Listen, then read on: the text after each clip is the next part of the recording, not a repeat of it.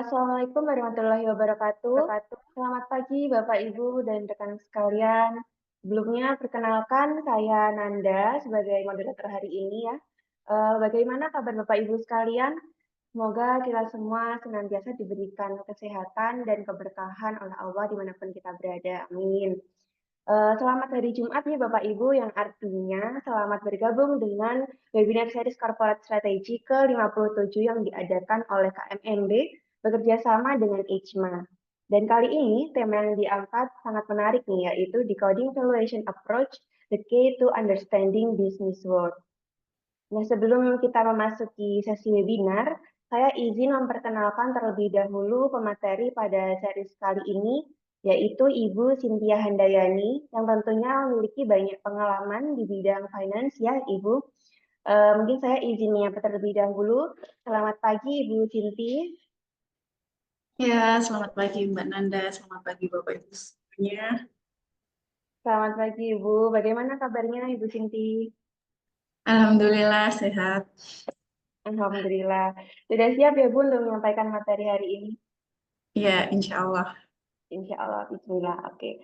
Baik, Bu Sinti dan Bapak Ibu sekalian, sebelum Bu Sinti menyampaikan materi, kiranya saya akan menyampaikan overview terlebih dahulu, yaitu dalam dunia bisnis yang dinamis ini, memahami bagaimana sebuah perusahaan dinilai itu bukan hanya penting bagi investor, tetapi juga bagi para pemilik bisnis, manajemen, dan juga stakeholder yang lain. Valuasi ini bukan hanya sekedar angka di atas kertas saja, namun juga mencerminkan prospek pertumbuhan, strategi bisnis, dan daya saing suatu perusahaan di industri. Jika pada materi sebelumnya telah dibahas kurang lebih terkait fundamental valuasi, Bapak Ibu, nah untuk series ini, Bu Sinti akan membahas secara eksklusif lebih dalam valuasi, yaitu terkait apa saja pendekatan yang digunakan dalam pengukuran valuasi. Nah, untuk lebih detailnya, tanpa berlama-lama lagi, saya persilakan kepada Ibu Sinti untuk menyampaikan materi ini. Ya, terima kasih Mbak Nanda atas waktu yang diberikan. Izinkan saya menyapa Bapak Ibu yang sudah hadir hari ini semuanya. Semoga hari ini saya bisa menyampaikan materi yang kiranya bermanfaat untuk Bapak Ibu semua yang sudah hadir di sini. Oke, saya mau izin share screen ya.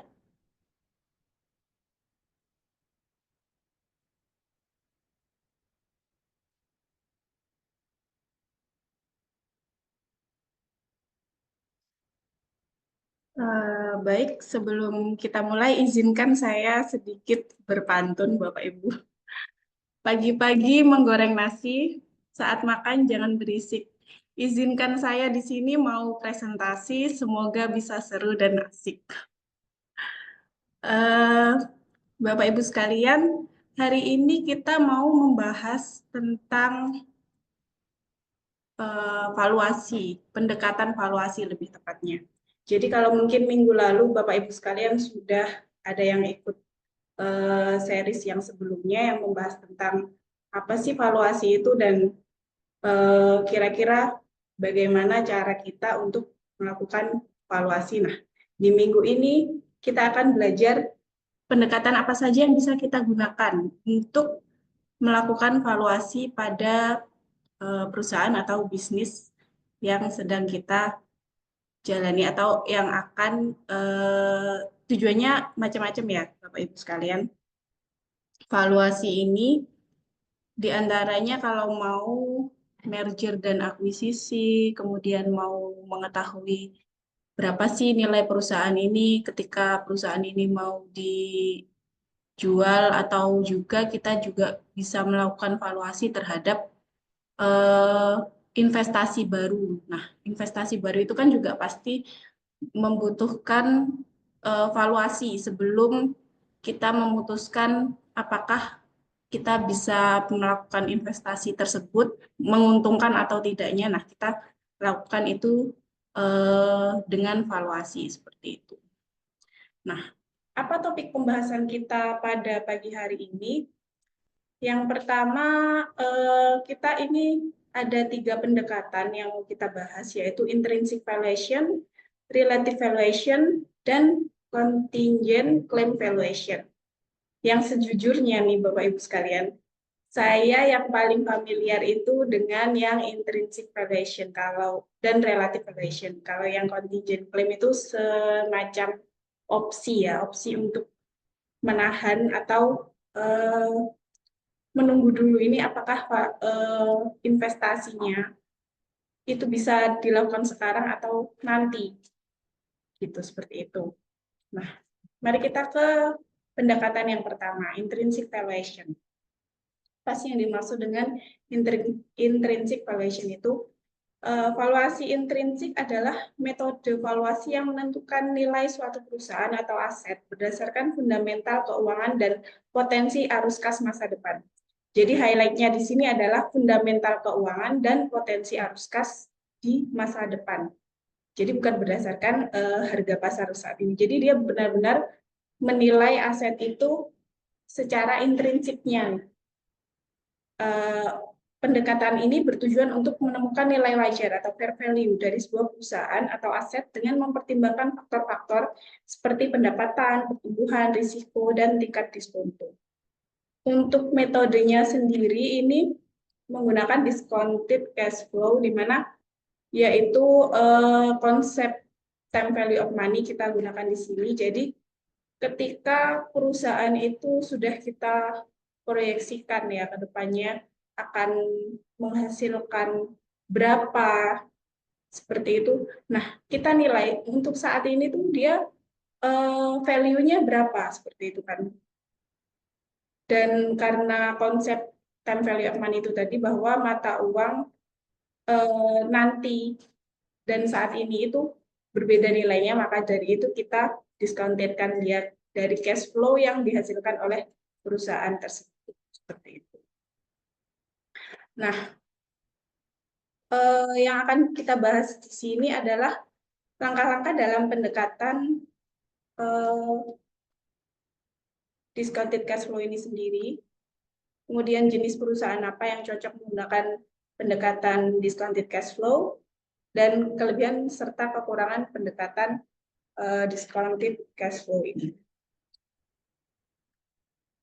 Jadi langkah-langkahnya ada 4 langkah di sini. Yang pertama, estimasi arus kas masa depan atau projected free cash flow. Nah, untuk mengestimasi arus kas masa depan ini sebenarnya tidak sesimpel kita langsung mendapatkan nanti cash flow yang akan dihasilkan itu katakanlah sekian sekian sekian. Tapi kita harus membangun dulu yang namanya financial statement modeling atau FSM, di mana kita menggunakan yang namanya asumsi-asumsi. Kita membangun asumsi untuk perusahaan tersebut. Jadi yang kita butuhkan pertama itu adalah laporan keuangan tahunannya mereka yang sudah audited, misalnya katakanlah 5 tahun. Nah, itu kita build asumsi untuk 5 tahun ke depannya lagi. Nah, ketika kita build asumsi itu, kita akan meneliti dari mereka itu apa-apanya saja tentang industri knowledge-nya, company knowledge-nya, kemudian kondisi keuangannya. Nah, itu kita ibaratnya kita asumsikan untuk kedepannya perusahaan ini tuh kira-kira akan menghasilkan berapa free cash flow seperti itu. Kemudian ketika kita sudah mendapatkan nilai cash flow yang diharapkan atau yang sudah diasumsikan tadi, kita bisa memilih mau men-DCF dari FCFF atau free cash flow to firm atau dengan free cash flow to equity. Apa bedanya? Kalau free cash flow to firm itu adalah semua cash flow yang tersedia untuk perusahaan. Jadi baik untuk pemegang saham atau equity, juga untuk pemberi hutang. Sedangkan free cash flow to equity itu mengukur arus kas setelah nilainya itu dikurangi dengan pembayaran hutang. Jadi yang murni untuk pemegang saham. Biasanya ini free cash flow to equity ini yang bisa dibagikan sebagai dividen. Yang kedua, langkah kedua adalah menentukan tingkat diskonto atau diskon rate. Nah, untuk menentukan tingkat diskonto ini ada beberapa tingkat diskonto yang bisa kita gunakan.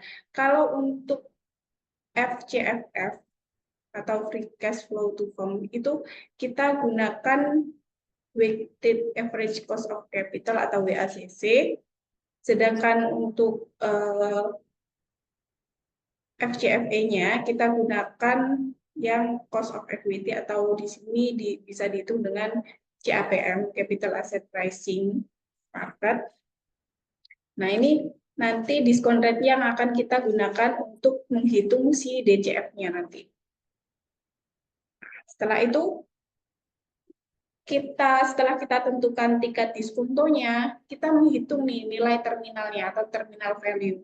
Kan dalam menghitung estimasi arus kas masa depan itu mungkin kita bisanya 5 sampai katakanlah 5 sampai 10 tahun lah ya maksimal. Tapi kan kita tidak bisa menghitung sampai ke waktu yang tidak ditentukan, maksudnya sampai nantilah, sampai akhir. Kita gunakan apa? Kita gunakan terminal value. Jadi terminal value itu adalah nilai perusahaan pada akhir periode proyeksi. Misalnya setelah 5 atau 10 tahun, metode discounted cash flow untuk memperkirakan nilai perusahaan secara keseluruhan setelah periode proyeksi tersebut kita lakukan. Jadi itu tadi kita membuat proyeksi itu kan biasanya 5 sampai 10 tahun misalnya. Nah, untuk tahun ke-10 sampai seterusnya perusahaan itu hidup, kita kan belum bisa bukan belum bisa, maksudnya akan kesulitan untuk berapa sih sebenarnya nilai perusahaan ini secara keseluruhan kalau dia hidup sampai nanti. Nah, kita gunakan yang namanya terminal value ini. Untuk terminal value ini sendiri ada model perpetuity growth yang mengasumsikan bahwa arus kas bebas akan tumbuh dengan tingkat pertumbuhan tetap selamanya setelah periode proyeksi. Jadi dia tidak memperhitungkan adanya mungkin gejolak-gejolak ekonomi yang timbul atau apa. Jadi kita di model perpetuity itu diasumsikan dia pertumbuhannya itu tetap atau sama. Kemudian yang kedua itu ada model kelipatan atau exit multiple method. Metode ini menggunakan kelipatan atau multiple dari rasio keuangan seperti EV per EBITDA atau price earning itu atau EV per EBIT untuk menghitung nilai terminalnya. Seperti itu. Nah, ini ada contohnya. Misal perusahaan diperkirakan akan menghasilkan EBITDA sebesar 200 juta pada tahun kelima. Dan kelipatan EBITDA yang relevan di industri adalah 10 kali. Maka terminal value-nya adalah 10 dikali 200, yaitu 2.000 juta. Nah, selanjutnya setelah kita bisa menentukan FCF-nya, free cash flow-nya, terus kita sudah menentukan diskon rate-nya, kita juga sudah dapat nilai terminal value-nya. Nah, itu semua bisa kita gunakan untuk menghitung si enterprise value-nya, maksudnya present value dari atau nilai perusahaannya saat ini berapa sih. Enterprise value sendiri atau nilai perusahaan itu sendiri kita hitung dengan menjumlahkan si arus kas masa depan ini dan terminal value ini kita diskontokan di masa sekarang dengan pakai rate R-nya ini, R yang ada di sini tuh adalah tingkat diskonto yang sudah kita tentukan lagi, apakah pakai WACC atau pakai CAPM. Nah, itu jadi arus kas masa depan. Free cash flow-nya kita tambahkan, kita diskontokan selama berapa tahun itu tadi, misal free cash flow kita dapat 5 tahun, itu kita diskontokan, kita jumlah terus kita diskontokan. Nah, terminalnya juga sama, terminal value kita diskontokan ke nilai sekarang terus dijumlah. Jadilah nanti kita akan dapat berapa sih nilai perusahaannya. Oke, ini nanti saya akan paparkan sedikit contohnya ya yang tentang em, apa ini metode penghitungan DCF ini. Tapi apa sekarang aja ya? Oke, sekarang aja. Coba saya share dulu. Nah, nih. Jadi di sini saya punya contoh dari perhitungan valuasi, tapi ini sudah periode lama ya. Jadi di sini kita build asumsi kan, membuat FS-nya dulu. Kita build asumsinya, kemudian kita jangan lupa historical datanya juga kita masukkan. Nah, setelah kita mendapatkan angka forecast dari perusahaan yang mau kita nilai perusahaannya ini, kita di sini bisa mulai dari income statement sampai balance sheet-nya kita sudah perform, kemudian cash flow-nya kita performkan. Di sini kita akan dapat nilai FCFF dan FCFE kan. Di situ baru kita bisa lakukan valuasinya. Di sini kebetulan yang kita pakai FCFE, jadi dia CAPM-nya kita cari, kemudian growth-nya itu juga kita cari. Nah, ini misal CAPM. Beta itu apa? Betanya itu arah pengaruh dari market. Kemudian RF-nya itu free risk return, RM-nya itu market rate return-nya. Ini source-nya kita kalau misal perusahaannya lebih. Waalaikumsalam, Bapak. Ini apa namanya? RF itu bisa kita lihat dari kebetulan saya lihatnya dari market risk premia sumbernya ya.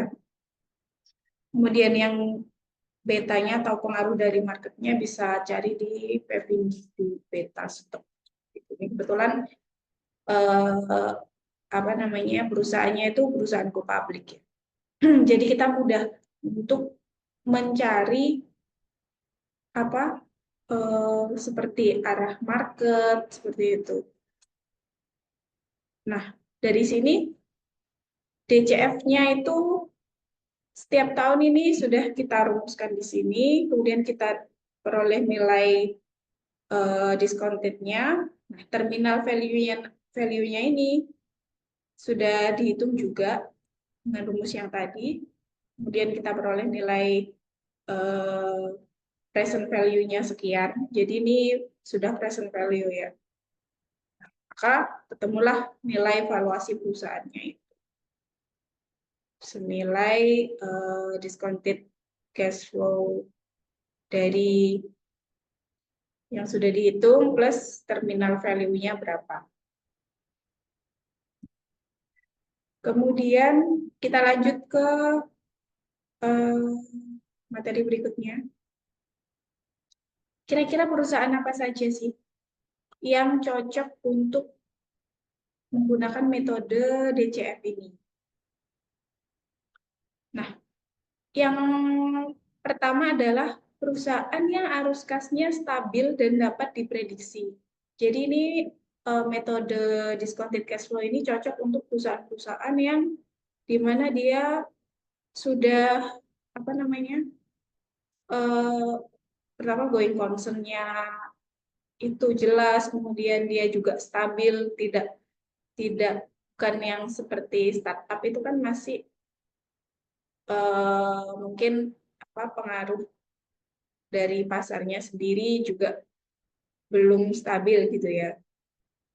Selanjutnya, perusahaan dengan model bisnis yang jelas dan kemampuan menghasilkan keuntungan jangka panjang. Jadi dia untuk perusahaan-perusahaan yang memang sudah apa ya, ibaratnya sudah stabil gitu kan.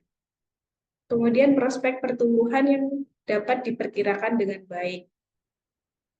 Nah, untuk yang kurang cocok itu yang bertumbuh sangat cepat tanpa profitabilitas yang jelas. Kemudian mengalami ketidakpastian tinggi dalam pendapatan dan atau mengalami restrukturisasi atau dalam kondisi merugi. Jadi ini untuk perusahaan-perusahaan yang ibaratnya apa ya, mau kolaps atau eh, ketidakpastian tinggi dalam pendapatan, jadi dia nggak tahu nih tahun depan bisa menghasilkan laba atau tidak, atau ya going concern-nya belum jelas lah, itu kurang cocok untuk menggunakan metode discounted cash flow ini. Seperti itu. Contoh perusahaan yang cocok untuk DCF ini, perusahaan yang matang dan stabil.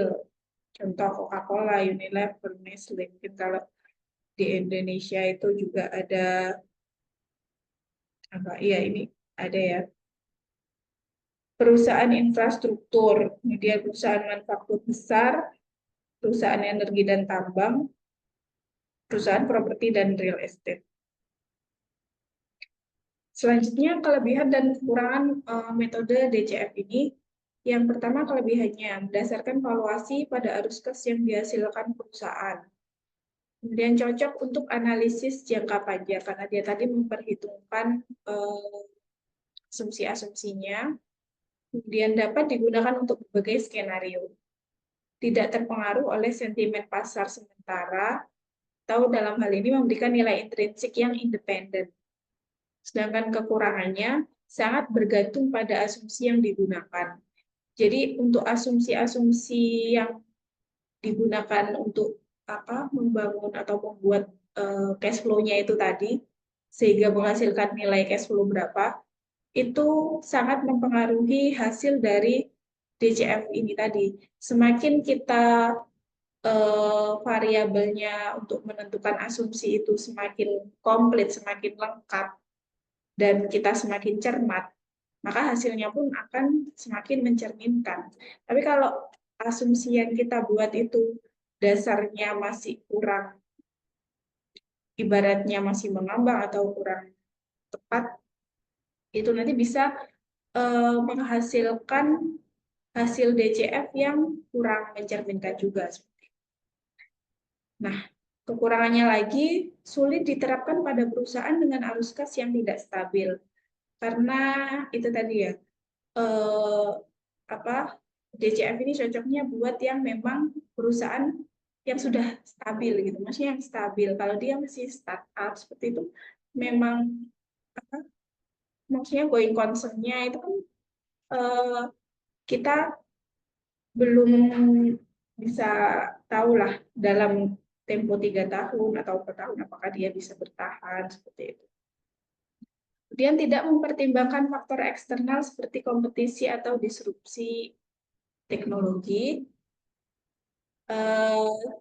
Yang dimaksud di sini adalah, jadi sebenarnya kita kan sudah mempertimbangkan saat ini, tapi untuk jangka waktu ke depannya itu kan berupa asumsi. Nah, bisa saja asumsinya itu nanti ternyata kok ada apa namanya teknologi baru itu juga berarti kita ketika ada faktor eksternal seperti kompetisi atau disrupsi teknologi ini, ya kita caranya adalah maksudnya cara menanggulangi kekurangannya ini dengan perform cash flow baru, maksudnya perform financial statement modeling yang baru lagi, kita update dengan kondisi eksternal atau apa namanya faktor-faktor lain di luar yang mempengaruhi, jadi bisa diperbarui gitu ya. Kemudian menuntut data historis dan proyeksi yang akurat. Nah ini tadi, kalau data historis dari perusahaan mungkin kita bisa mendapatkan atau provide gitu ya. Tapi untuk proyeksi yang akurat ini yang membutuhkan kejelian atau kecermatan, baik memasukkan apa namanya asumsi-asumsi atau kita memperoleh nilai asumsi, katakanlah asumsi untuk interestnya, asumsi untuk apakah industri ini akan mengalami perkembangan berapanya. Nah, itu sulit kita memperoleh yang akurat seperti itu. Kita masuk ke materi yang kedua, pendekatan kedua, yaitu relative valuation. Relative valuation adalah metode valuasi yang menentukan nilai suatu perusahaan dengan membandingkannya dengan perusahaan lain yang sejenis menggunakan rasio keuangan tertentu. Pendekatan ini didasarkan pada asumsi bahwa perusahaan dalam industri yang sama harus memiliki karakteristik keuangan yang mirip. Jika ada perbedaan harga saham atau valuasi, maka itu bisa menunjukkan overvalue atau undervalue dari nilai perusahaan tersebut. Nah, kalau untuk relative valuation ini biasanya digunakan untuk menilai nilai wajar saham di pasar modal. Jadi ini cocok untuk perusahaan-perusahaan yang sudah go public seperti itu. Karena yang menjadi untuk rasio-rasionya sendiri itu berhubungan dengan harga saham, terus jumlah saham beredar. Jadi ini cocok untuk perusahaan-perusahaan, maksudnya untuk memberikan nilai perusahaan bagi perusahaan yang sudah go public. Proses dalam relative valuation itu apa saja? Yang pertama, memilih perusahaan pembanding atau peer group atau comparable companies-nya. Kemudian menentukan rasio valuasi yang akan digunakan, menentukan rasio perusahaan pembanding dan membandingkannya dengan target perusahaan, kemudian menilai apakah perusahaan itu overvalue atau undervalue. Nah, yang akan kita bahas dalam pendekatan relatif itu ada ya hal yaitu jenis-jenis rasionya, contoh perhitungannya, dan kelebihan terbukti.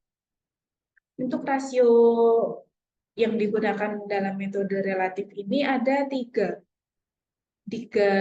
basis ya. Yang pertama berbasis laba atau earning base, kemudian rasio berbasis aset, dan rasio berbasis pendapatan atau revenue.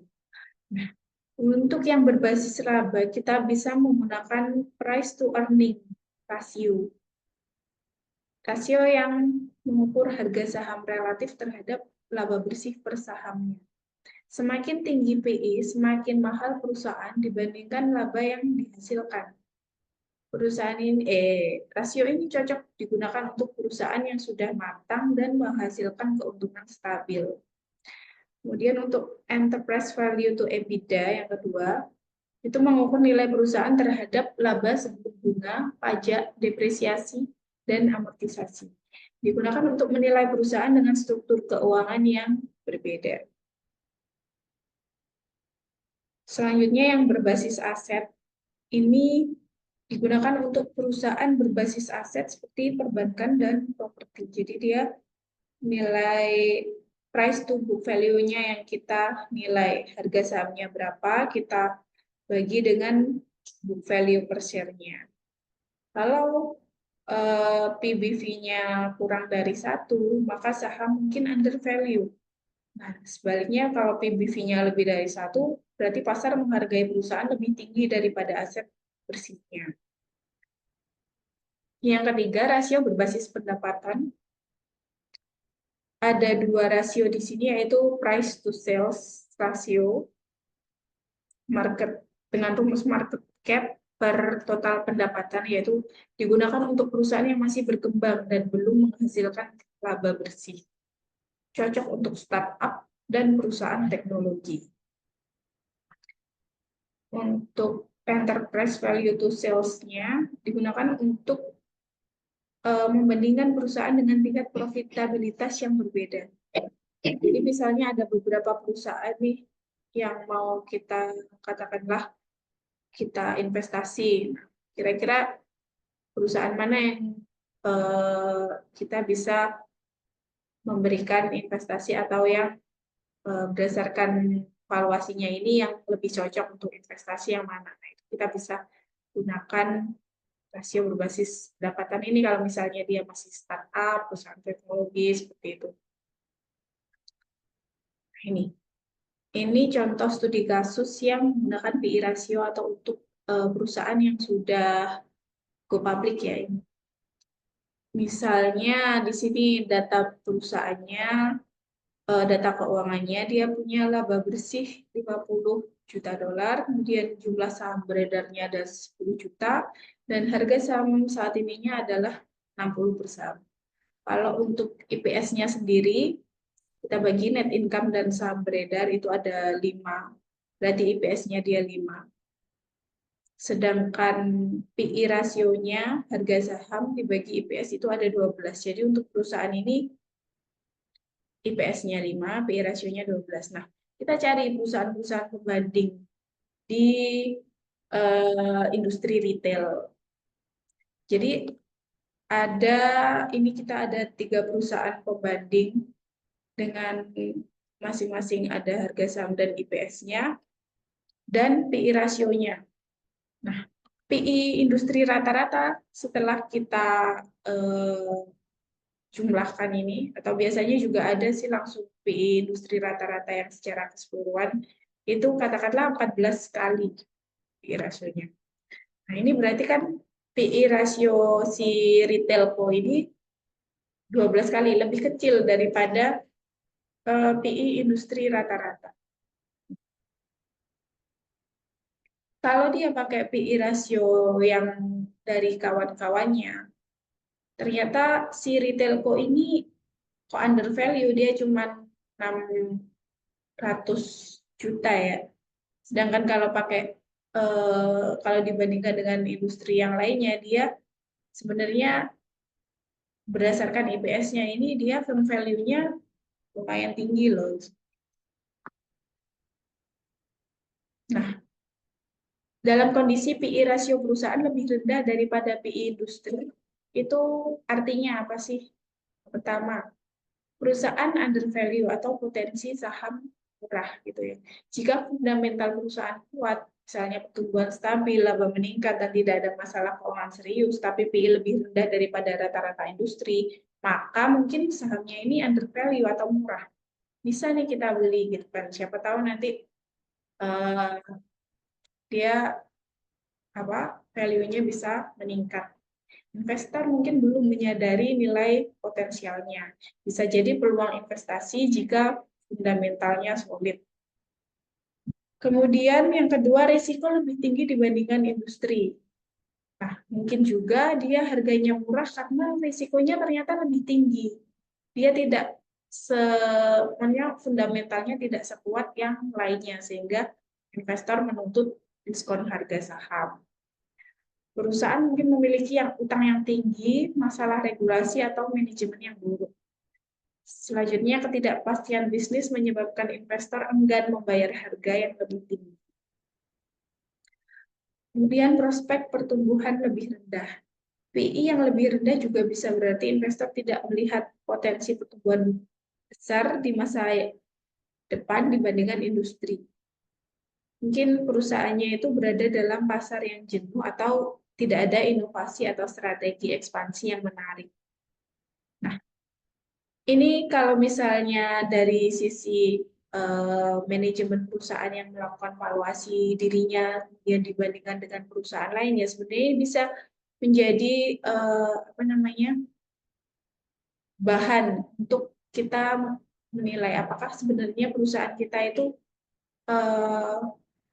kenapa kok PI-nya lebih rendah daripada PI industri, katakanlah rata-rata industri. Apakah kita ini memang tidak ada inovasi, atau mungkin berada dalam pasar yang jenuh itu tadi, atau mungkin kita perusahaan termasuk perusahaan yang berisiko tinggi sehingga harga kita murah seperti itu. Nah, ini bisa menjadi tolak ukur bagi kita untuk bisa membuat inovasi atau strategi untuk meningkatkan nilai perusahaan. Kemudian adanya manipulasi laba earning atau earning management.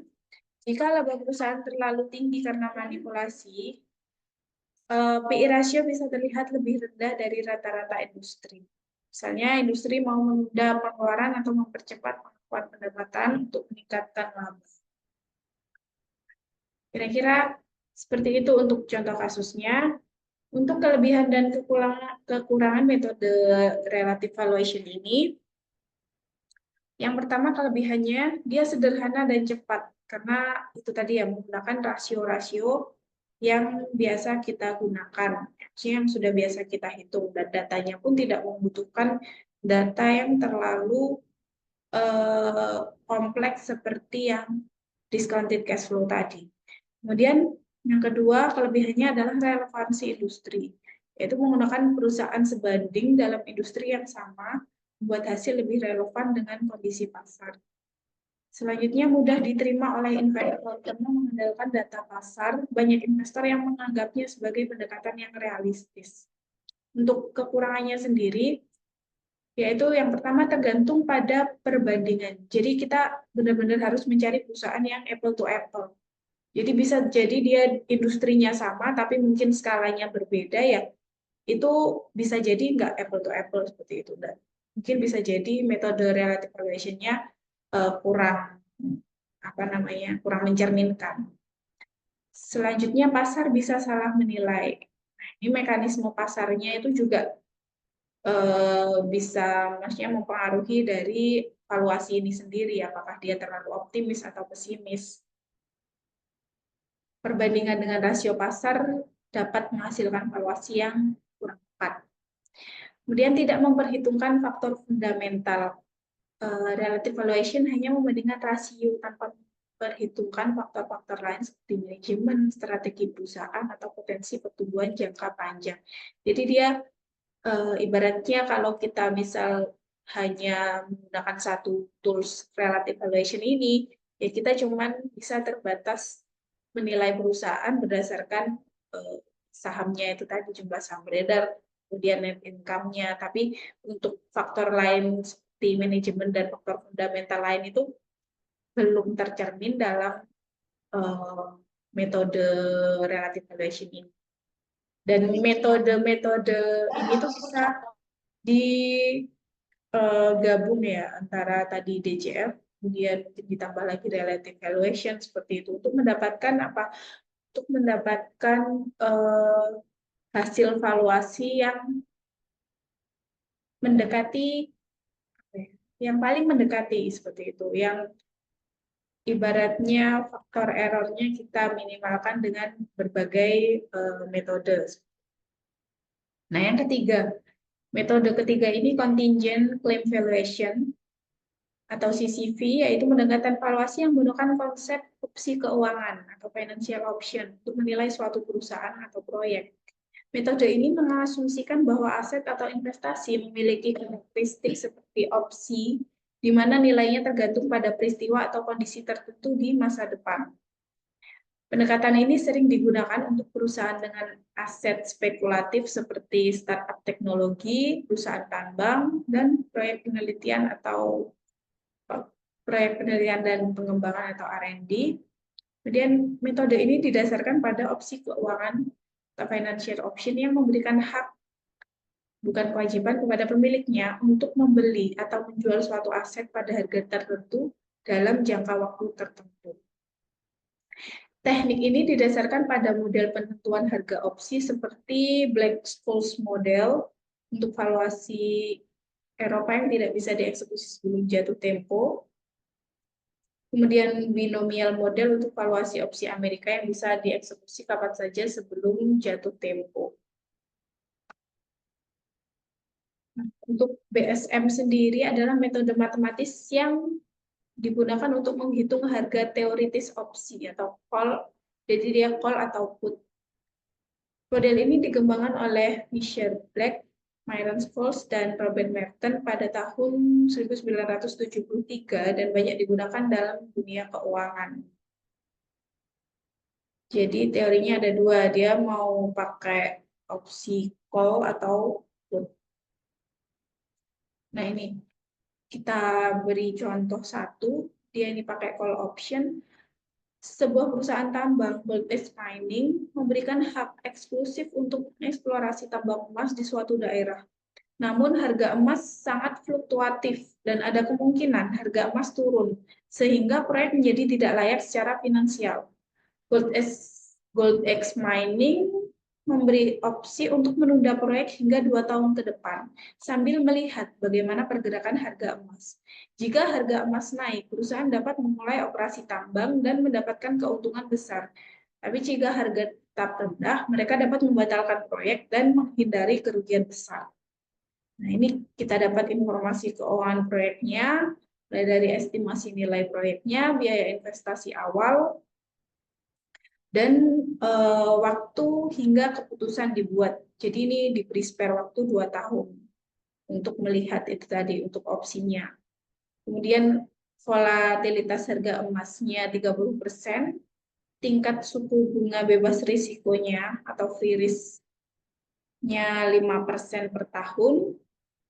Nah, setelah kita memasukkan angka-angka tersebut ke dalam rumus BSM-nya untuk call option, ternyata menunjukkan bahwa nilai opsi untuk menunda proyek call-nya itu sekitar 161 juta. Jadi lebih banyak kalau dia maksudnya hasilnya akan lebih banyak kalau dia ditunda ternyata.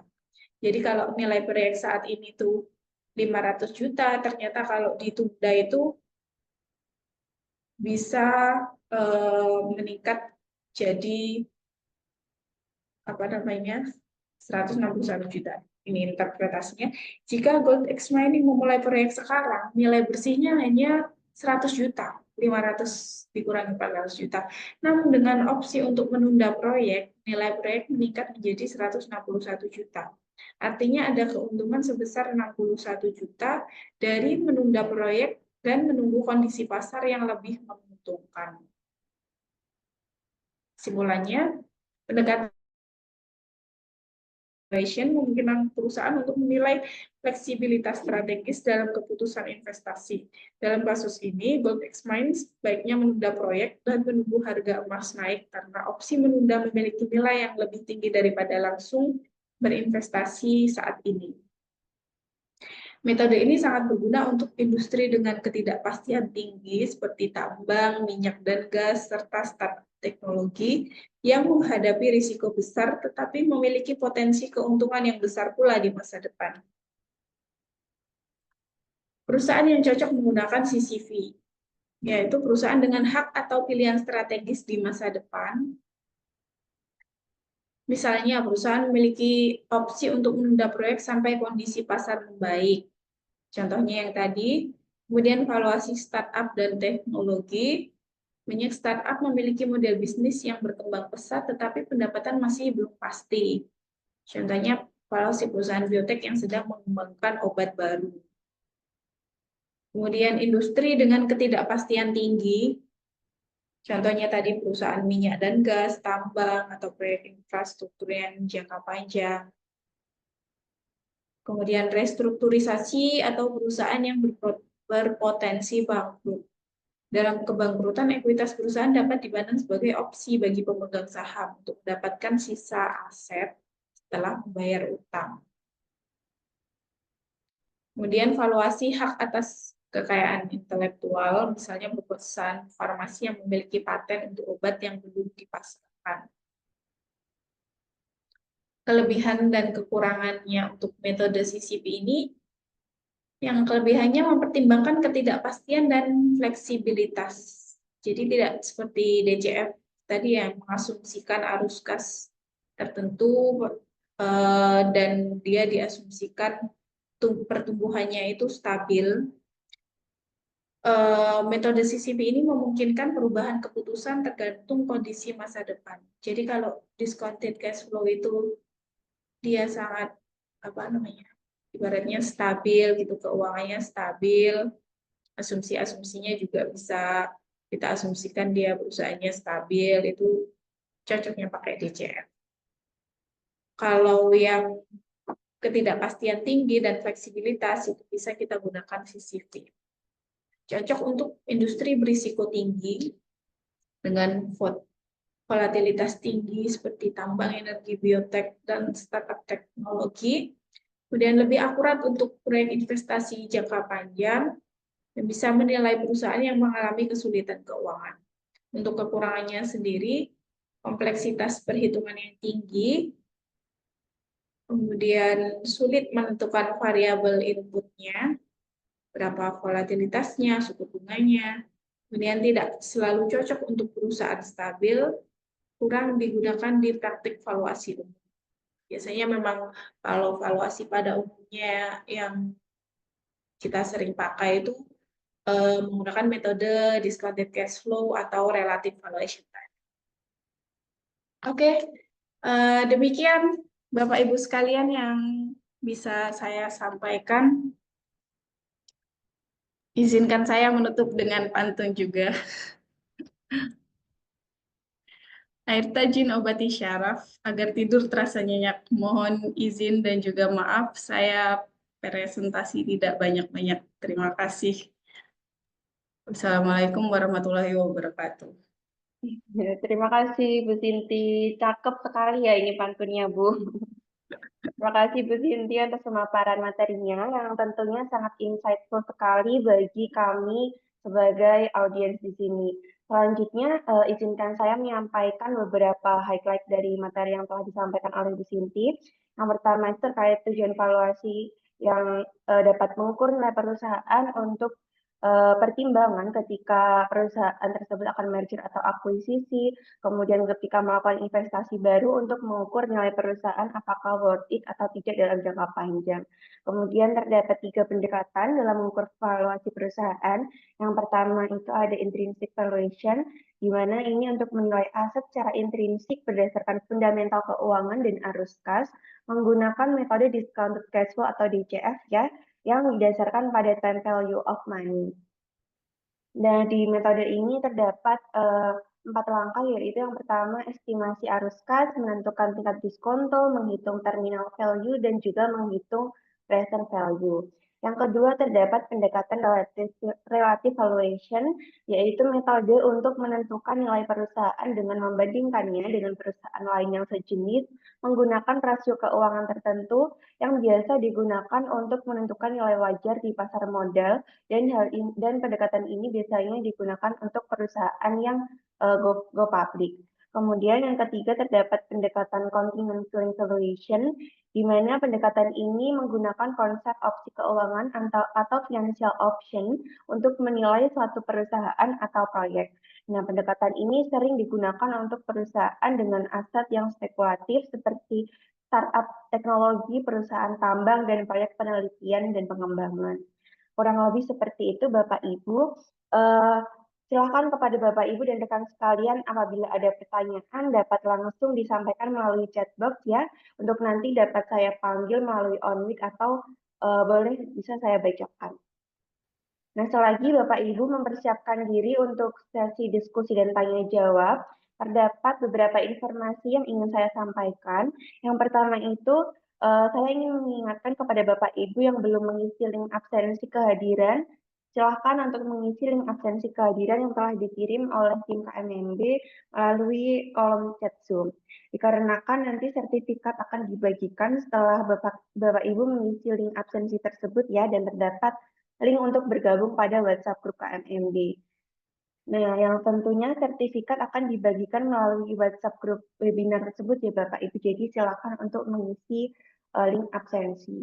Selanjutnya, kepada Bapak Ibu yang memiliki pertanyaan maupun pendapat yang ingin didiskusikan terkait materi kali ini, izin saya kembali mengingatkan untuk dapat mengirimkan pertanyaan tersebut pada kolom chat Zoom atau chat box, dikarenakan pada sesi akhir webinar nanti akan diadakan Q&A yang akan diambil pertanyaan dari urutan yang telah tersedia. Nah, bagi Bapak Ibu yang tertarik ingin mengikuti secara langsung serangkaian webinar series kami persilahkan kepada Bapak Ibu untuk registrasi atau mendaftarkan diri pada link yang telah tersedia pada chatbox yang dikirimkan oleh tim ya. Webinar series Corporate Strategy pada 2025 ini akan menghadirkan pemateri dan praktisi profesional dengan tema dan topik yang lebih strategis dan juga menarik.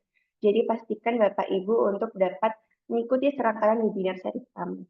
Kemudian agar Bapak Ibu tidak tertinggal informasi seputar webinar series, silakan Bapak Ibu dapat memfollow dan subscribe akun sosial media KMMB, yaitu pada Instagram dan TikTok @kmmb_consulting dan YouTube KMMB Consulting serta website kami kmmb.co.id. Di sana, di website kami terutama juga tersedia berbagai layanan yang ada pada KMMB dan dapat diakses oleh Bapak Ibu sekalian. Baik Bapak Ibu, setelah ini kita akan memasuki sesi diskusi Q&A. Silakan saya persilahkan bagi Bapak Ibu yang ingin bertanya dapat disampaikan. Mungkin ini sudah ada beberapa pertanyaan. Pertama akan saya persilahkan kepada Bapak Dandi, ya, mungkin bisa on mic Pak kalau tidak berhalangan. Pak Dandi Evan. Atau mungkin dibacakan aja, Mbak. oh iya boleh. Iya. Baik, izin saya bacakan Pak. Baik, Bu Sinti, di sini ada pertanyaan dari Pak Dandi. Dalam menentukan valuasi perusahaan, tentu asumsi yang digunakan sangat penting. Pertanyaannya, bagaimana cara menentukan asumsi yang benar dan hasil dari proyeksi tidak terlalu jauh dari faktual? Mungkin bisa saya persilahkan Bu Sinti untuk menjawab.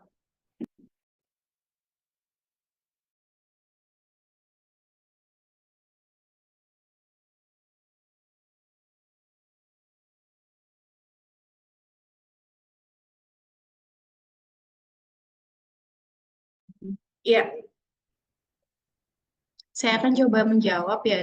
Jadi pertanyaannya dalam menentukan valuasi perusahaan, tentu asumsi yang digunakan sangat penting. Bagaimana cara menentukan asumsi yang benar dan hasil dari proyeksi tidak terlalu jauh dari faktual. Jadi pada dasarnya sebelum kita melaksanakan valuasi itu tadi, kita harus membuat proyeksi laporan keuangan dari perusahaan yang akan kita valuasi. Nah, tentunya untuk menentukan asumsi-asumsi yang tepat, kita mulai dari ada faktor internal dan faktor eksternal. Faktor internalnya apa saja, yaitu faktor dari kondisi perusahaannya sendiri, maksudnya dari kondisi operasional perusahaan, apakah dia sudah optimal apa belum, kemudian faktor dari manajemennya sendiri, apakah dia manajemennya sudah baik atau belum, seperti itu. Nah, baru kita juga bisa memberikan apa namanya faktor-faktor, memasukkan faktor-faktor dari eksternal, misalnya faktor suku bunga dari luar, faktor teknologi, faktor-faktor lain yang faktor dari pasar yang kiranya akan mempengaruhi asumsi-asumsi yang kita buat. Jadi yang kita asumsikan itu yang pertama kan laba ruginya ya. Di laba rugi itu kita ada asumsi seberapa kuat kita memperoleh revenue, maksudnya seberapa besar kita bisa memperoleh revenue dan seberapa besar kita bisa mengeluarkan beban. Untuk asumsi revenue dan beban itu sendiri, itu faktor-faktornya kan ada banyak. Revenue misalnya tadi permintaan pasarnya, apakah kita bisa dia bisa, maksudnya perusahaannya bisa reach atau mendapat pangsa pasar yang lebih besar daripada yang saat ini. Nah, itu asumsi-asumsi itu yang harus dibangun sejak awal untuk melakukan valuasi ini. Nah, semakin akurat, bukan, semakin cermat dalam menyusun asumsi, ya, insya Allah hasilnya ya akan semakin akurat seperti itu.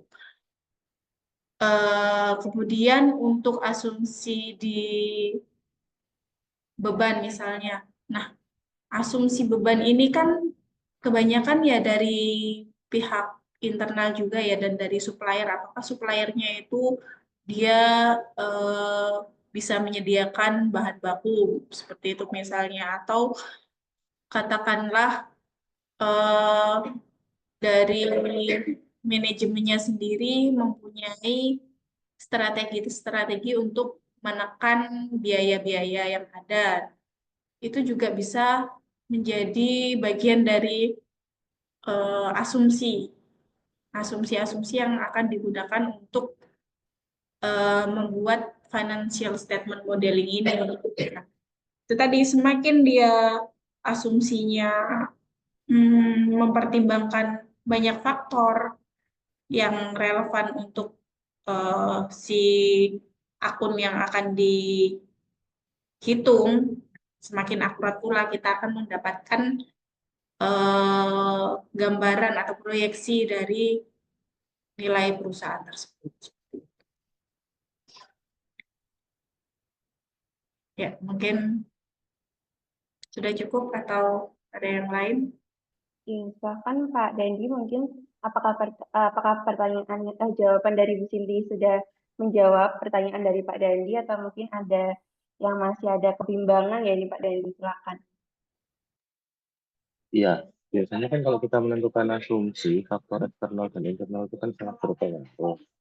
Nah, biasanya apa sih yang harus kita lihat dari faktor eksternal? Kalau internal perusahaan mungkin kita bisa menentukan sendiri dan juga mengasumsikan di mana grade kita nanti. Cuman kan seperti apa grade kita itu kan tentu akan ditentukan oleh faktor eksternal. Nah, biasanya yang paling berpengaruh itu di eksternalnya itu tadi. Nah, apa sih yang perlu kita lihat secara mendalam dalam menentukan faktor eksternal agar kondisinya dari proyeksi itu tidak terlalu jauh terhadap kondisi dari faktualnya, gitu sih. Ya, jadi kalau faktor-faktor eksternal itu kan ada banyak ya, dan yang pertama ada faktor dari perekonomian di Indonesia itu sendiri atau faktor ekonomi. Faktor ekonomi ini misalnya pertumbuhan ekonomi, inflasi, suku bunga, nilai tukar, yang itu tentunya akan menjadi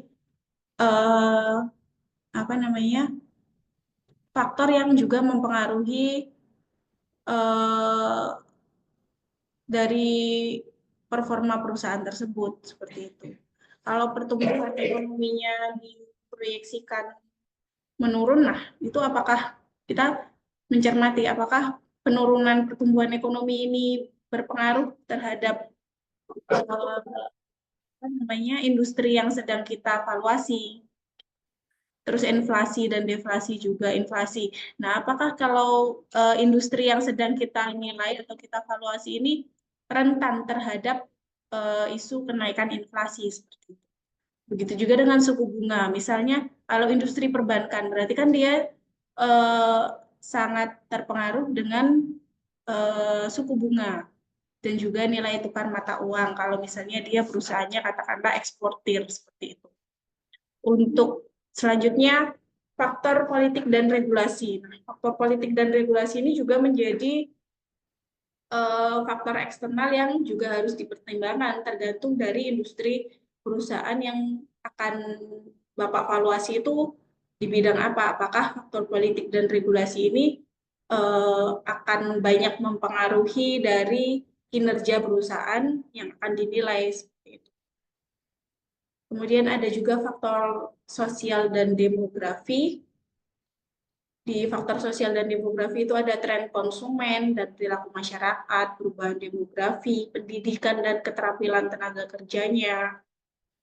Nah, itu apakah tren tersebut bisa mempengaruhi kinerja perusahaan? Tidak ada lagi yang pasti mempengaruhi ini, biasanya faktor teknologi, apalagi untuk perusahaan-perusahaan startup.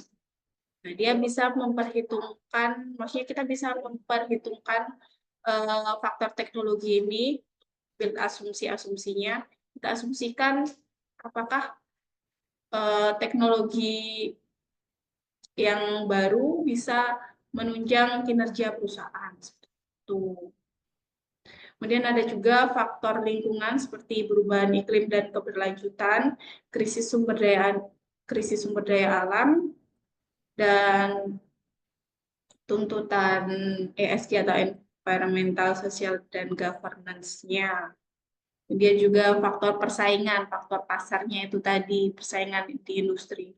Jadi masing-masing industri itu faktor eksternalnya yang mempengaruhi itu bisa beragam, bermacam-macam, tergantung jenis industri yang akan dinilai. Seperti itu. Saya rasa sudah cukup jelas ya. Bu, berarti secara konkret kita juga harus melakukan asumsi terhadap proyeksi bagaimana inflasi tersebut akan terjadi dalam masa proyeksi kita gitu ya. Ya, Ya, saya rasa cukup biasanya kan jelas. itu ada ya di kalau misalnya suku bunga ada di BI rate seperti itu, kita bisa menggunakan dari sumber-sumber yang terpercaya. Misalnya tadi juga ada pakai apa risk premia seperti itu. Kita Ya, inflasi berarti juga ketika bisa. akan terjadi kondisi politik yang seperti apa, kondisi inflasi ini akan naik atau turun dalam masa waktu proyeksi kita, itu berarti kita harus mengasumsikan itu juga gitu ya. Jadi Iya, nanti betul. agar kondisinya tidak terlalu jauh dengan kondisi faktualnya. Baik Bu, makasih. Ya, sama-sama.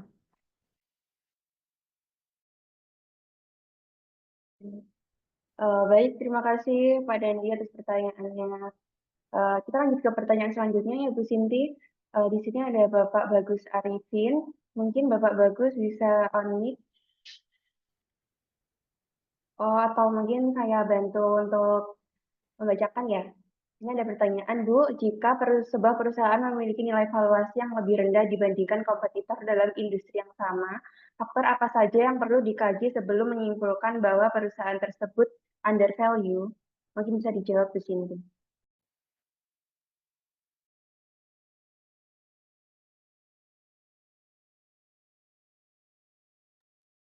Ya, saya akan coba jawab ya Mbak Nanda untuk Pak Bagus Arifin. Pertanyaannya, jika sebuah perusahaan memiliki nilai valuasi lebih rendah dibandingkan kompetitor dalam industri yang sama, faktor apa saja yang perlu dikaji sebelum kita menyimpulkan bahwa perusahaan tersebut undervalue? Oh, mungkin ini tadi yang pakai ini ya, pakai relatif apa? Valuation tadi.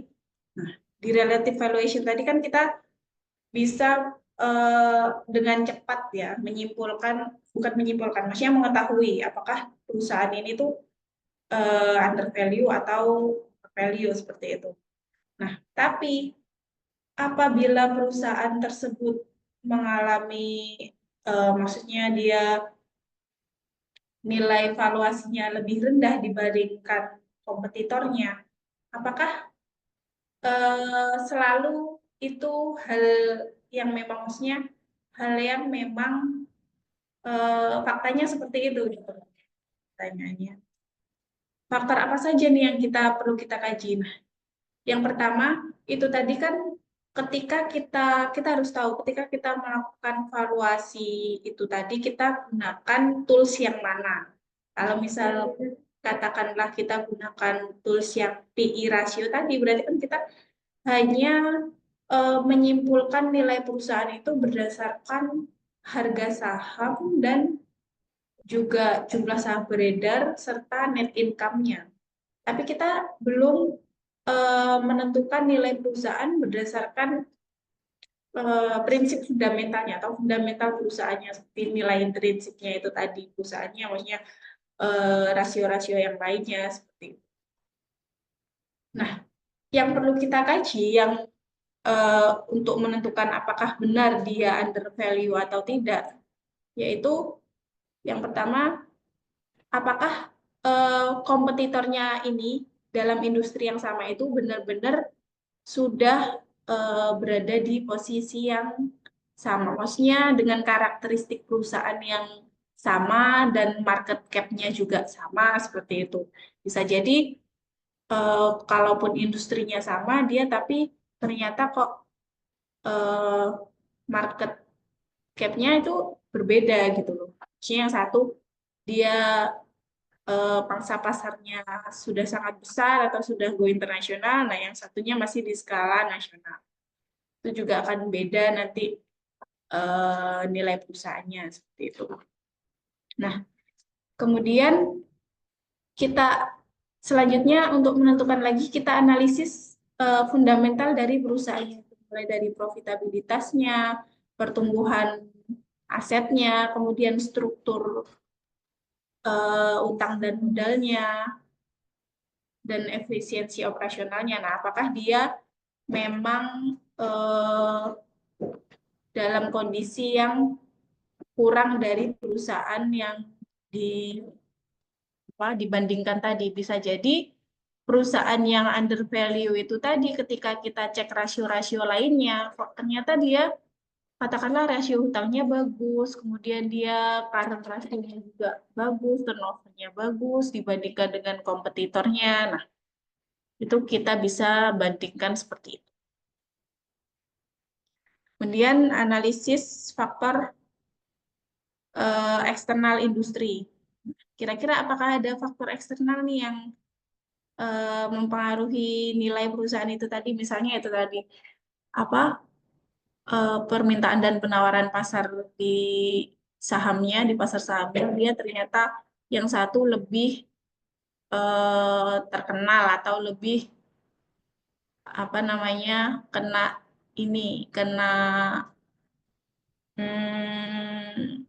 apa di apain namanya ya, bukan digoreng, dipromosikan oleh influencer katakanlah. Jadi dia sahamnya bisa naik seperti itu. Konsep apa namanya faktor-faktor seperti itu juga bisa menjadi pengaruh apakah perusahaan tersebut under value. Seperti itu Pak Bagus, mungkin ada yang kurang jelas atau ada yang mau ditanyakan lagi? Silahkan Pak Bagus feedback-nya apabila masih ada yang masih belum jelas. Atau mungkin sudah cukup ya Bu Cindy. Kita lanjut ke pertanyaan selanjutnya. Ini ada dari Pak Tommy Bermana. Izin tanya mohon maaf sebelumnya saya izinkan Pak Tommy mungkin mau on mic. Silakan Pak Tommy.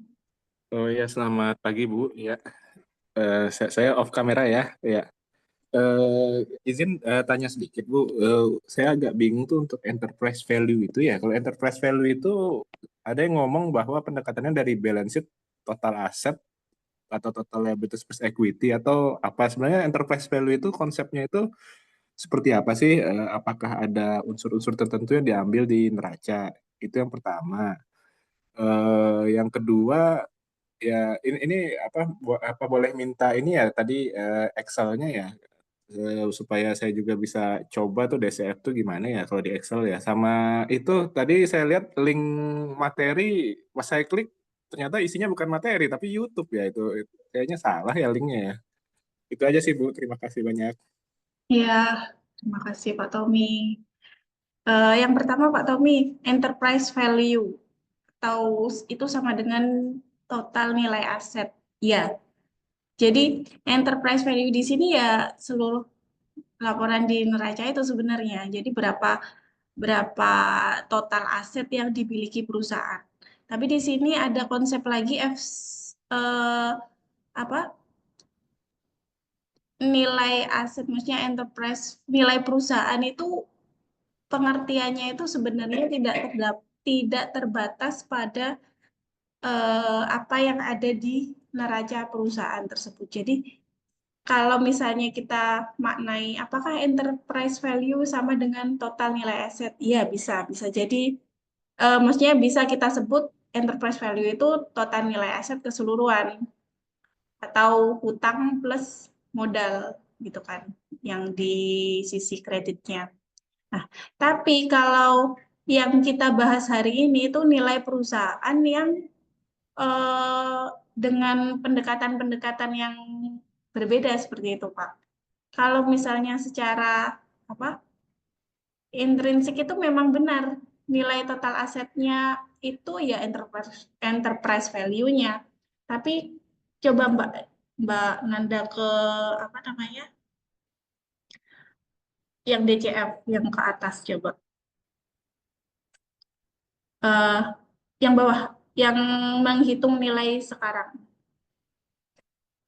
Yang keempat ya ini enterprise value, equity value plus net debt gitu kan yang bawah ini yang. Nah, tapi yang kita hitung tadi itu adalah kita mempresent value kan atau kita menghitung nilai perusahaan ketika dia berjalan itu ibaratnya kan berarti sebenarnya nilai perusahaan ini tuh tidak hanya neraca pada hari ini, pada year to date per hari ini gitu, tapi juga kita harus memperhitungkan ketika perusahaan ini kita beli, sebenarnya kita itu sedang membeli perusahaan dengan nilai berapa sih? Dia ketika perform apa kinerjanya sampai tahun tak terhingga itu nilai saat ininya tuh berapa? Jadi yang kita coba mau peroleh dari apa valuasi ini, nilai valuasi ini tuh itu. Jadi benar bahwa enterprise value pada hari ini, katakanlah neraca per hari ini, itu enterprise value-nya. Asetnya nilainya sekian, hutang sekian, equity sekian. Nah, tapi kalau perusahaan itu mau kita beli, apakah nilainya sama dengan yang ada di neraca saat ini? Ataukah yang ada di neraca saat ini tuh sebenarnya dia over value atau under value seperti itu.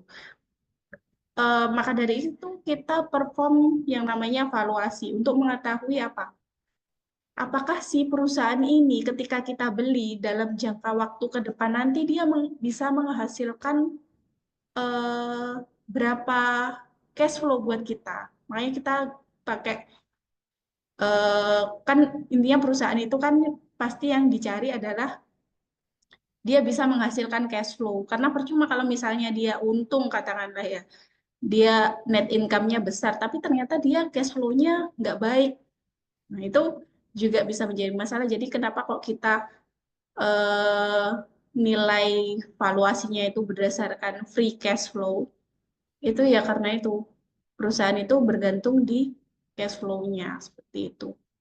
Dan untuk enterprise value itu tadi sama dengan nilai total aset, tapi kalau enterprise value yang sudah kita valuasi berarti itu nilai perusahaan yang ibaratnya yaitu yang mau kita beli sebenarnya nilai perusahaan ini berapa sih?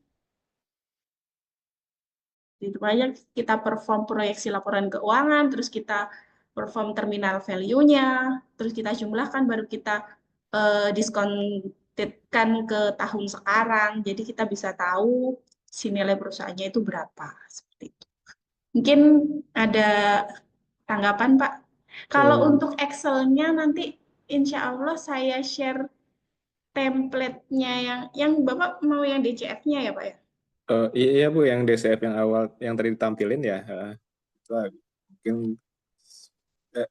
Cuman saya agak bingung, Bu. Berarti enterprise value itu kalau saya lihat di slide-nya ada 3 rumus ya. Yang satu yang pakai FCP bagi 1 + R itu, terus yang kedua tinggal ambil dari balance sheet, yang ketiga tadi ada lagi rumusnya satu lagi dikurangi hutang, dikurangi apa gitu. Itu berarti ada 3 rumus ya free cash flow itu Bu ya.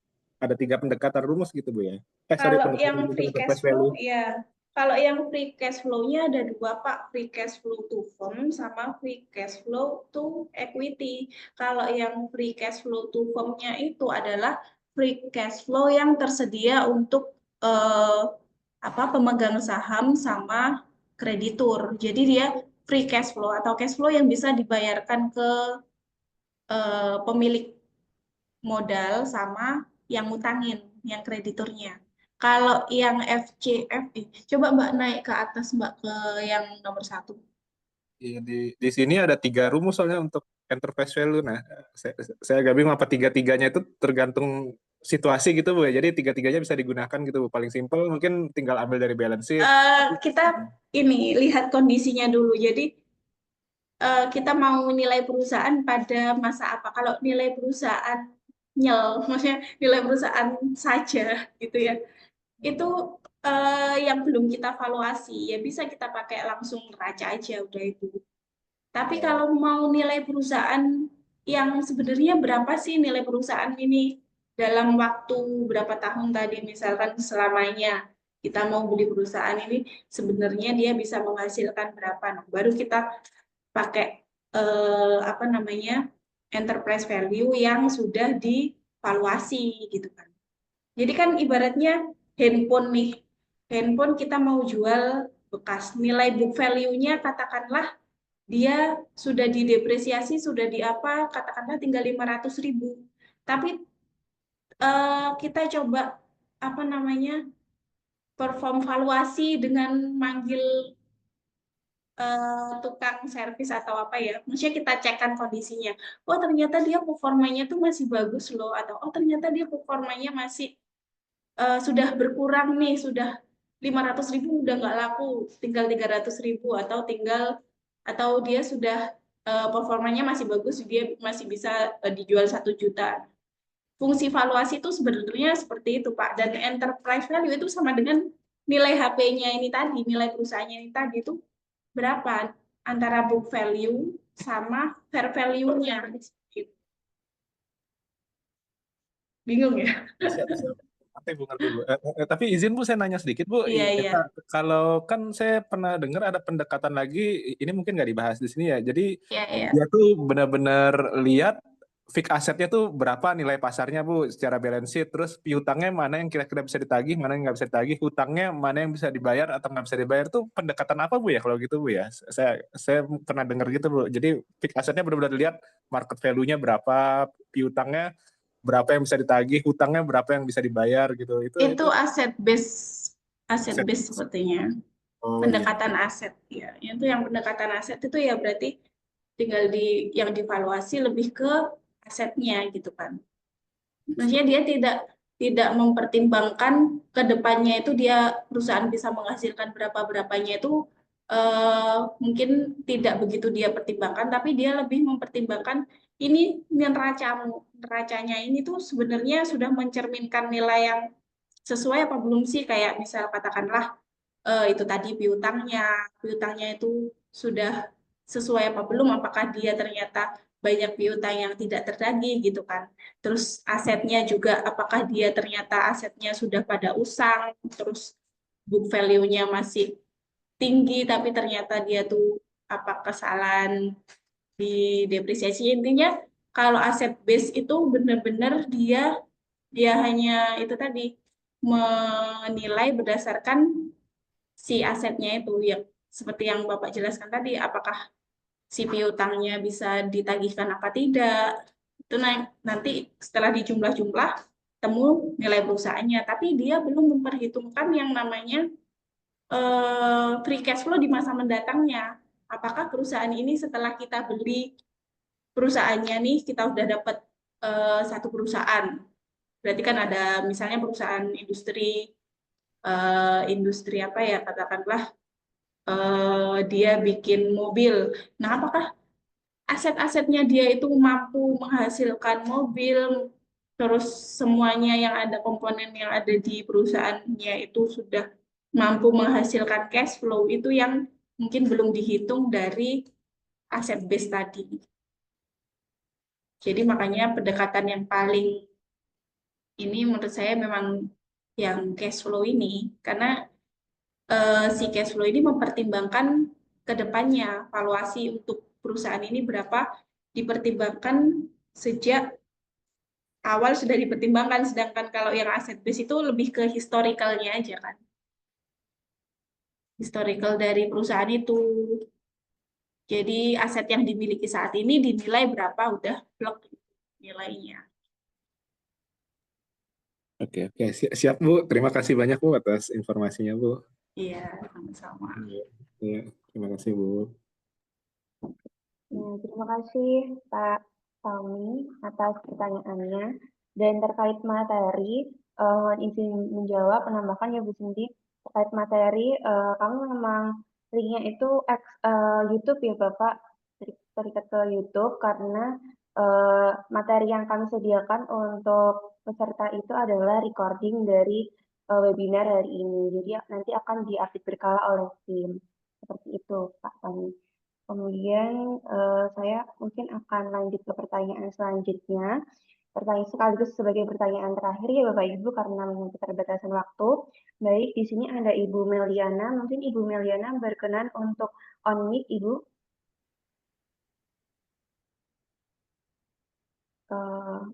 Halo Ibu Meliana.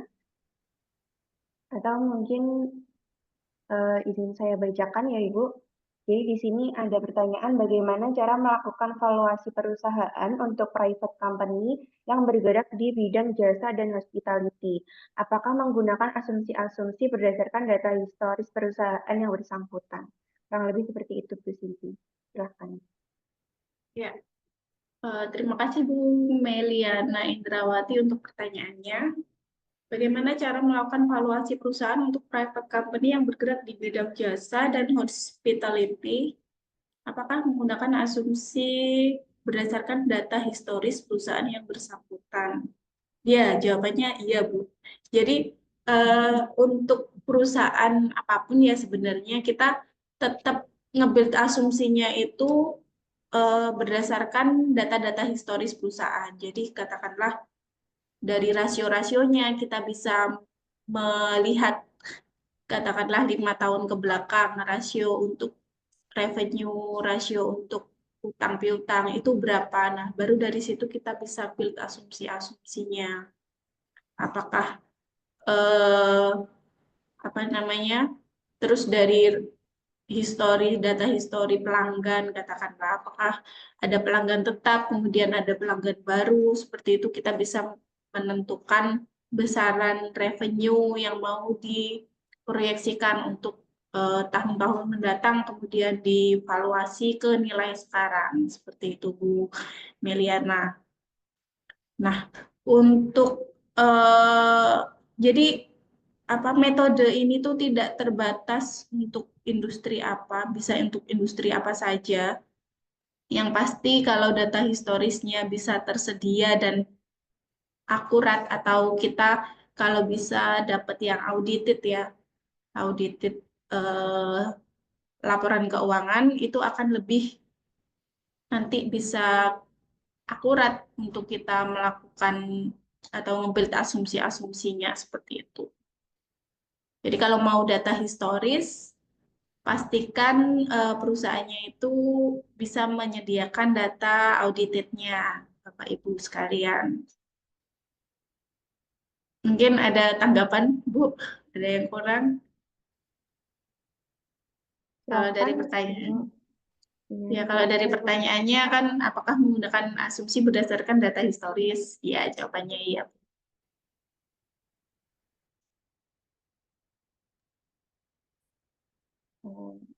Sepertinya sudah cukup Sudah cukup ya? di sini. Ya.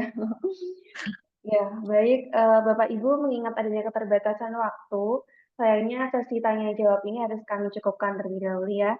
Sebelum mengakhiri sesi webinar spesial series pagi hari ini, akan sangat disayangkan apabila kita tidak mengabadikan momen hari ini. Jadi dimohon kepada Bapak Ibu semua untuk dapat on cam demi kelancaran sesi foto bersama kali ini.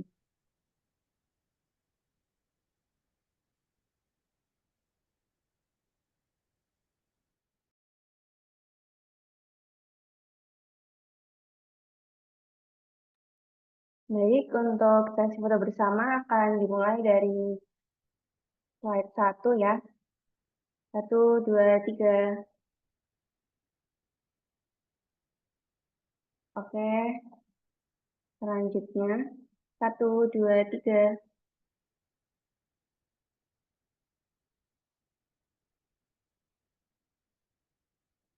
Oke, sudah cukup ya Bapak Ibu.